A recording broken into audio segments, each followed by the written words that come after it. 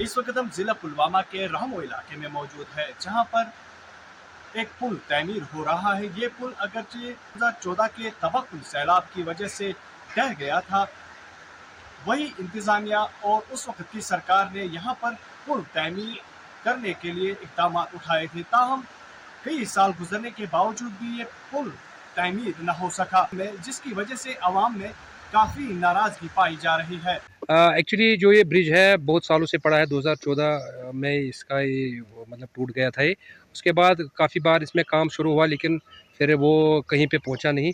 अब रिसेंटली पिछले साल से इसमें काम बड़े शदुमत से जारी है और इसके 3 पोर्शन में से 2 पोर्शन का काम ऑलमोस्ट 100% फाइनल है। अब इसमें जो है जो तीसरा पोर्शन है उसमें काम अभी होना है। उसमें थोड़ा सा पता नहीं, क्योंकि अननोन रीज़न से उसमें काम अभी नहीं हुआ है।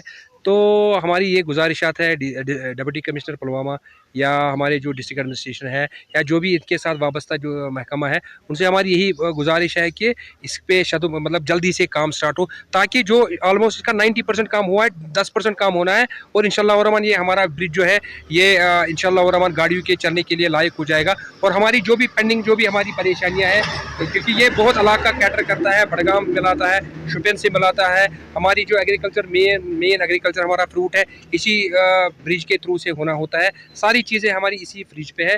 तो हमारी यही गुजारिश रहेगी आपके माध्यम से, आपके ज़रिए से, कि इंशाल्लाह रहमान इस पे तीसरे पोर्शन पे काम जल्दी से जल्दी शुरू हो जाए।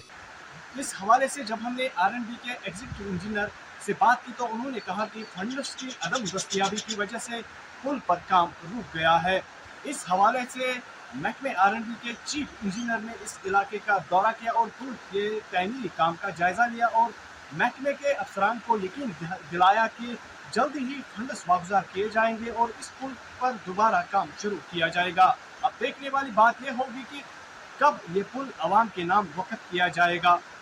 ईटीवी भारत के लिए पुलवामा से मैं सैयद आदिल मुश्ताक।